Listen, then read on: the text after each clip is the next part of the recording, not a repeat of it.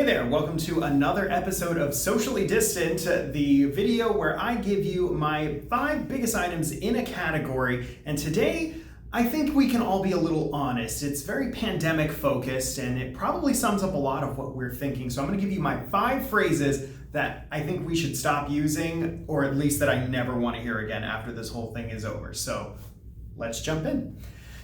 Up first, in these blank times, substitute the word for the blank. Trying, uncertain, unconventional, unprecedented. Here's the thing. Every time is uncertain. Every time is unprecedented. Tell me a moment in your life where you said, you know what?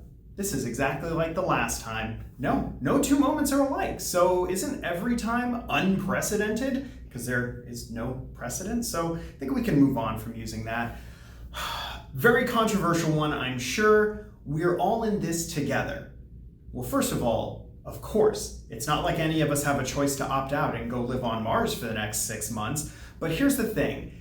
I don't know if we're really all in it together because, well, if you're not protecting yourself and by extension protecting others around you, are you really in it with us? Maybe another phrase that we should say is, I'm in this with you. So that way the people who are taking advantage of protecting themselves and others around them can let others know that they are being considerate.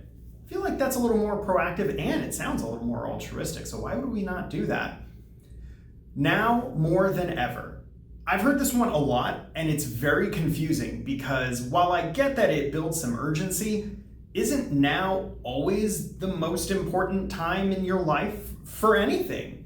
Show me a time where you've been able to say, you know what, today, not as important as last week. So it's less more than ever? No, every day is now more than ever, whether I'm stuck at home watching, Netflix for 17 hours straight, or if I'm just enjoying my regular Wednesday. Every day is now more than ever. We'll all get through this. Again, not to sound like a bit of a Debbie Downer, but yeah, we don't have a choice. So we're gonna get through this because time inevitably marches forward, unless in some weird paradox it's not marching forward and we're actually going backwards, which sometimes I feel like it is kind of just going backwards, but time is a social construct. So yeah, we'll get through it. I'll get through it, you'll get through it, everyone will get through it somehow, maybe not the same way, but odds are eventually, like everything else in the world, it'll pass. And finally, new normal. It's strange because not everybody's normal is the same.